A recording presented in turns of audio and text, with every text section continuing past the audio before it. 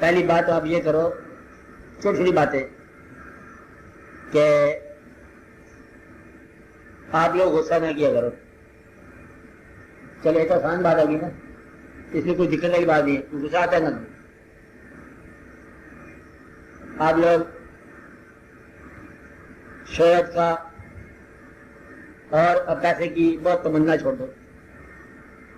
چلو یہ بھی آسان ہو گیا بات.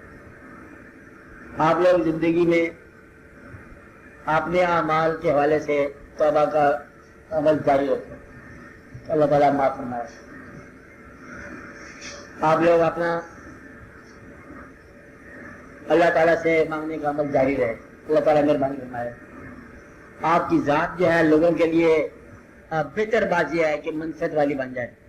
لوگوں کو ضرور کوئی نہ کوئی فائدہ پہنچاؤ. آپ کی ذات سے فائدہ ہونا چاہیے، کم از کم آپ کی ذات سے کسی کو تکلیف نہیں ہونی چاہیے. یہ تو کم از کم ہے نا، تو یہ ضروری بات ہے. اور جی وہ اس کی غلطی ہے، سزا تو دینی تھی نا، غلطی ہے تب بھی سزا کم ہی رکھو. اچھا، اس دنیا میں انسان نے کچھ بھی نہیں کرتا. میں آپ کو بتا رہا ہوں ایک خاص بات. ہم جو ہے نا، ہم کر کے جاتے ہیں یہ انقلاب، وہی انقلاب ہم نے کبھی نہیں کیا. انقلاب ایک آیا دنیا میں حضور اکرم صلی اللہ علیہ وسلم والا، کہ دشمن آپس میں دوست ہو گئے. دلوں کا انقلاب، محبت کا انقلاب، بڑا انقلاب آج تک چلا رہا ہے. تو یہ اندازہ لگاؤ کہ ان زمانے کے لوگوں کے ایمان بڑے کمی تھے. سابقون زمانے نا اول. میں ایک لحاظ سے کہتا ہوں کہ آج کل کے لوگوں کا ایمان بھی بڑا کمی ہے. وہ تو حضور اکرم صلی اللہ علیہ وسلم کے پاس رہتے تھے، ہم 14 صدیاں دور ہیں، اور پھر مطلب اس تذکرے میں رہتے ہیں. یہ بھی خاص کرم اور عنایت ہے، اور یہ بڑی عنایت ہے ان کی، کہ جغرافیائی طور پر بھی دور ہیں، تاریخ کے طور پر بھی دور ہے. تاریخ 1400 سال گزر گئی ہے، اور جغرافیہ ویسے کتنے ہزار میل دور ہیں ہم اس علاقے سے بھی. تو پھر اگر اس علاقے میں مطلب حضور پاک کی محبت اگر ہے تو یہ ان کا خاص ہی عنایت اور کرم ہے. یہ بغیر ان کی توجہ کے ہو نہیں سکتا. یہ آپ کو اس بات کی بہت مبارک ہے. اور یہی کا واقعہ ہے، یہ علاقہ ہے، خاص علاقہ ہے.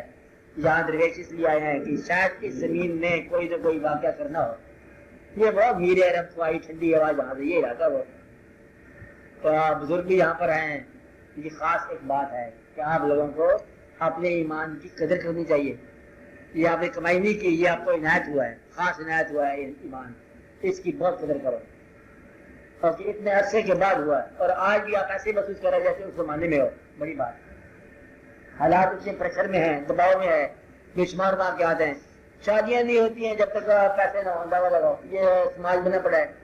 اس لیے جائز کام کرنے کے لیے بھی ناجائز ذریعہ اختیار کرنا پڑتا ہے. یہ بڑی ٹریجڈی ہو گئی ہمارے ساتھ. پھر بھی آپ اللہ کا شکر ادا کرو اور دعا کرو کہ یا اللہ تعالیٰ آپ اچھے حالات پیدا فرماؤ، تاکہ ایک بار وہ وقت آ جائے جب ہم دیکھیں کہ دودھ ہو جائے، پانی پانی، تاکہ حق والے کو حق مل جائے، محنت والے کی محنت جو ہے نا وہ رائگان نہ ہو. اور نیکوں کے لیے کشائش رزق عطا فرما یا اللہ. نیکی کو تو کم از کم افزودہ فرمانا. یہ نہ کہ رزق پر بدی غالب رہے.